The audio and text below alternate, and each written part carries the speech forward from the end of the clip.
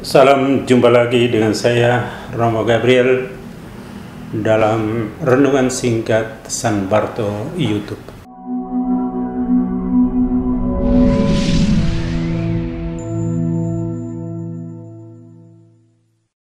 Kita akan merenungkan Injil Lukas bab 16 ayat 1 sampai 3. Itu adalah bacaan hari Minggu ini, Minggu biasa ke-25. Secara singkat, isi Injil tersebut adalah tentang bendahara yang curang yang dipecat oleh tuannya. Dia atau bendahara itu berhasil menyelamatkan hidupnya, tidak menjadi miskin karena kecerdikannya. Dan Yesus menasihatkan supaya murid-muridnya waspada terhadap kekayaan, tetapi tetap berjuang untuk mengumpulkan bukan hanya harta duniawi, tetapi juga harta surgawi. Pertanyaan yang dapat diajukan tentang Injil ini: apa yang dilakukan oleh tuannya ketika mengetahui tipu muslihat dari bendahara yang dipecatnya?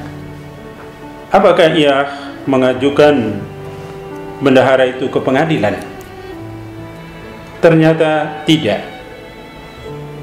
Malah tuan itu memuji kecerdikan hambanya itu.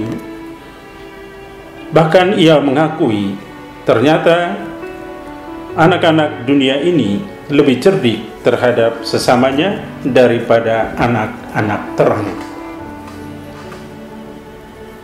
Apa arti pernyataan ini? Pernyataan Yesus ini dalam kisah Injil tadi dimaksud supaya kita juga cerdik meniru kecerdikan bendahara pecatan itu. Cerdik dalam memperoleh yang positif, cerdik dalam membangun persahabatan untuk menegakkan keadilan, kebenaran, dan kejujuran. Cerdik dalam menggunakan harta atau istilah dalam Injil mamon untuk mendapatkan sahabat atau mengikat tali persaudaraan dengan orang lain, supaya apabila harta tidak lagi dapat menolong, orang diterima dalam kemah abadi. Tentu pernyataan ini perlu penjelasan, penafsiran, dan kita dapat merenungkannya sebagai berikut. Dengan mengajukan pertanyaan, kapan harta tidak lagi menolong untuk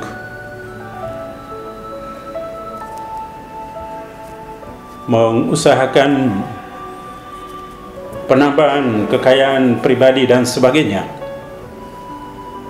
Harta itu tidak dapat menolong lagi kalau orangnya sudah mati atau meninggal.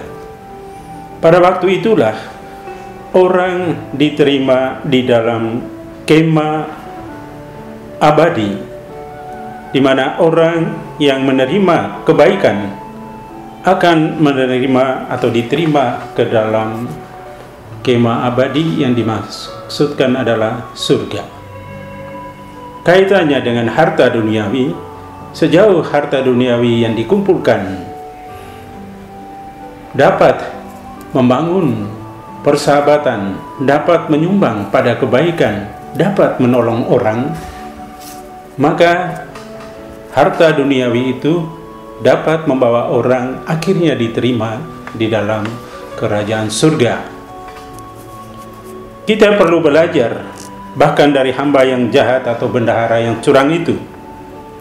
Yang dimaksud adalah kita meniru semangat dan kecerdikannya untuk membangun persahabatan berdasarkan keadilan, kebenaran, dan kejujuran.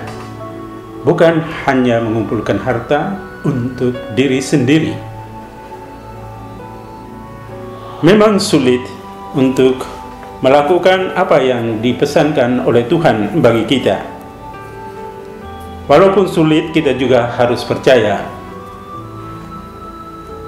dalam Tuhan atau bersama dengan Allah dalam mengumpulkan harta surgawi. Walaupun sulit, selalu ada kemungkinan. Itulah pesan Tuhan, bukan sekedar mau menunjukkan kesulitan bagi kita, tetapi bantuannya akan tetap menyertai kita sampai berhasil.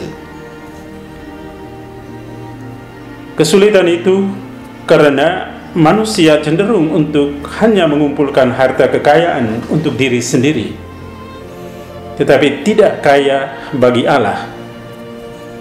Kita hanya ingat kepentingan diri, seperti bendahara yang tidak jujur, namun ia dapat lolos justru karena ia cerdik. Bagi kita, kecerdikan untuk mengumpulkan harta duniawi di samping harta dan juga mengumpulkan harta surgawi itu sangat diperlukan.